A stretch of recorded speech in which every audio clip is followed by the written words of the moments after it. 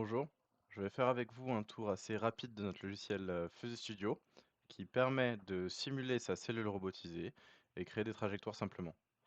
Celui-ci permet de créer une bibliothèque de projets que l'on va ensuite pouvoir réutiliser en production ou en bureau d'études, quel que soit le stade de la robotisation. Ça peut être de la conception, de l'avant-projet, des études de faisabilité, jusqu'à la création de nouvelles références en production et de la maintenance. Donc, comme vous le voyez ici, on va pouvoir créer un nouveau projet. Le logiciel est séparé en deux parties, en deux grands onglets, un onglet scène et un onglet trajectoire. Le premier va nous permettre de designer, de créer notre environnement, c'est-à-dire donc de choisir notre robot, de choisir nos outils, d'importer notre cellule, d'importer les composants sur lesquels on veut travailler. Et une fois que celui-ci est réalisé, on va pouvoir ensuite passer dans l'onglet de trajectoire, dans lequel on va simplement générer les trajectoires. Donc là, comme vous pouvez le voir sur la gauche, on a plusieurs petits onglets, dont un avec le robot. Donc on va accéder à une bibliothèque de robots. On supporte les 6 marques les plus utilisées en Europe, qui sont ABB, KUKA, Stobli, Yaskawa, UR et Fanuc. Donc je vais prendre par exemple le premier robot de la base de données. Je vais pouvoir ajouter de la même manière des outils. Donc ici, ces outils peuvent être soit des outils constructeurs que j'ai récupérés, soit des outils que j'ai créés moi-même. Donc pour créer un outil, il va me suffire de mettre un nom, de mettre un modèle 3D, de rajouter une petite image pour la base de données, de choisir des TCP. Donc les TCP, c'est le centre d'intérêt qu'on va déplacer dans le logiciel. On peut considérer ça comme la zone effective de notre outil. Donc là, par exemple, je vais sélectionner cet outil, qui est celui qui m'intéresse pour ce setup. Et une fois que j'ai importé mon robot et mon outil, je vais vouloir importer la pièce à traiter. Donc je vais importer celle-ci. Donc, celle-ci, vous allez voir, comme tous les éléments dans la scène de toute manière, on peut venir les sélectionner et les déplacer, ou alors on peut venir les mettre directement en position. Autre chose, c'est que déjà, avant de faire mes trajectoires, je vois que le robot, ici, il va avoir du mal à accéder à toute cette pièce, dû à sa taille et à sa géométrie. Donc, je vais aussi changer de robot. Pour le besoin de la démonstration, je vais aussi vous montrer en réel ce que donne la trajectoire une fois générée. Donc je vais changer pour ce robot. Comme vous le voyez, on me demande de confirmer que je vais changer ce robot. Et donc là, j'ai le robot que j'ai envie d'utiliser et qui permet d'accéder à toute ma pièce. Donc là, je vais venir positionner en référence les objets tels que je sais où est-ce qu'ils vont être dans l'environnement. Donc là, je vais venir positionner précisément. Pardon, 280. Ici. 810 avec un angle à 42 degrés. Donc là, je suis venu positionner ma pièce. Vous allez comprendre quand je vais importer ma table. Donc là, j'importe la table sur laquelle le robot est positionné dans notre bureau. Donc là, vous voyez, c'est rouge, ça signifie qu'il y a des collisions. Donc je vais venir positionner mon robot sur la table. Je sais qu'en réel, il est à 835 mm. Et donc là, ma scène est quasiment prête. Comme vous le voyez, ici, il y a du rouge. Le rouge signifie qu'il y a donc des collisions. Je vais donc pouvoir aller dans cet outil qui est un générateur et un gestionnaire de collisions. Je vais sélectionner la base de mon robot, ainsi que la table, créer un nouveau filtre de collision. Et donc ici, je n'ai plus de collision entre la base de mon robot et la table. Pour vérifier que tout est fonctionnel, je vais déplacer mon robot et je vois qu'effectivement, je garde les collisions entre l'outil, la table, mais aussi avec le robot, la table et la pièce. Donc maintenant, j'ai fini de créer mon environnement. Je vais pouvoir simplement aussi réfléchir au TCP que je veux utiliser. Donc pour ma démonstration, je vais utiliser le laser, mais ici, si je change de TCP en faisant un clic droit sur le robot, ben, ça permet de voir que je sélectionne soit le laser, soit la caméra de mon outil. Je vais donc pouvoir passer dans le panel de trajectoire, et ici, je vais créer des trajectoires. Donc on a 6 générateurs. Ces générateurs sont détaillés dans notre documentation. Donc je vais uniquement utiliser les deux générateurs qui m'intéressent pour cette démonstration, qui sont le contouring et le click to go, le click to point. Donc cliquons sur la pièce, cliquons sur une arête. Donc j'ai sélectionné une surface et une arête. Ça me permet de déterminer la normale à chaque point de l'arête que je veux parcourir. Et donc, ici, il me reste deux paramètres à choisir, qui sont la décimation et un offset.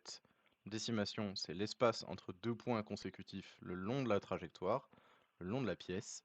Et l'offset correspond à une distance que je mets par rapport à mon arête, que ce soit vers l'intérieur ou vers l'extérieur de la pièce.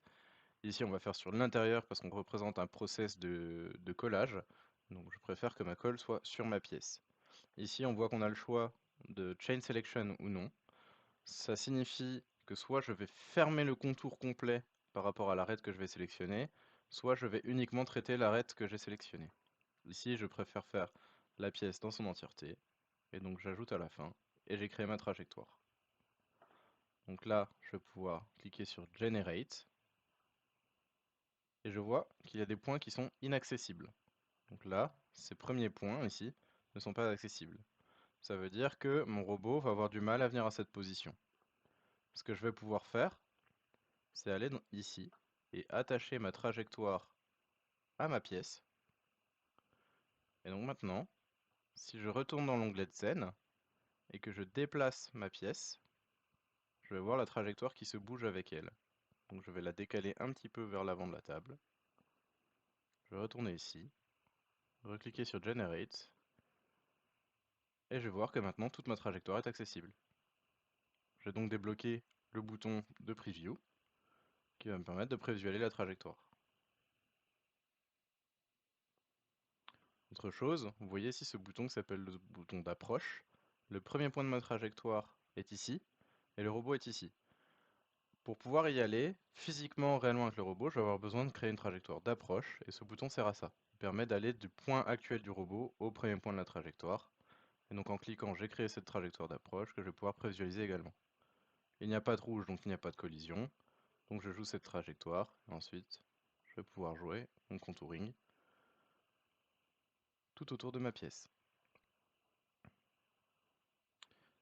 Et donc, dans une vidéo qui sera présentée après, vous verrez le process réel sur la pièce. Donc ça, c'est pour faire un contouring. Et l'autre générateur qui va nous intéresser, ça va être le click to go. Par exemple, je vais venir cliquer ici, parce que j'ai envie d'inspecter à proximité de ce cercle. Alors, je crée une nouvelle trajectoire. Ici pour venir à proximité de ce cercle, puis à proximité de ce cercle, puis à proximité de celui-ci, etc., etc. Le but, c'est de créer des trajectoires à la volée qui me permettent de faire exactement ce que je souhaite visuellement. Donc là, j'ai ma nouvelle trajectoire et je vais pouvoir la prévisualiser. On va également pouvoir sélectionner plusieurs points. Donc en utilisant la touche Shift, ça me permet de sélectionner tous les points. Ici, je vais pouvoir sélectionner le mode de déplacement. Il y a différents modes de déplacement. Par exemple, j'ai envie d'y aller de manière linéaire, donc faire des lignes entre chacun de ces points. Ici, ma liste est grise. Je vais recliquer sur Generate. Ma nouvelle trajectoire a été faite et elle est linéaire. Quand je vais la jouer, on va voir que j'y vais en ligne désormais entre chaque point.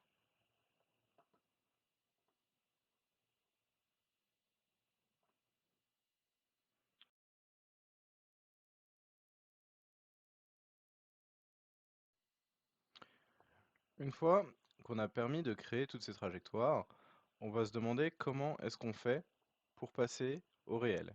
Comment est-ce qu'on fait pour jouer ça sur le robot et comment est-ce qu'on fait pour interfacer notre cellule avec tout ce dont on a besoin d'être changé. Par exemple, un PLC, donc un PLC c'est le cerveau qui va piloter la ligne de production, ou avec notre outillage simplement.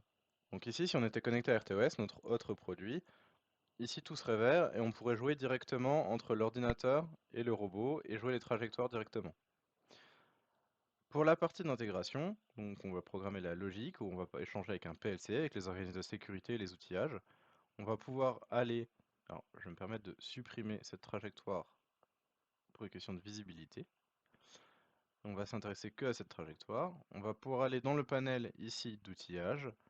Euh, on va sélectionner les tables d'échange et leur configurateur.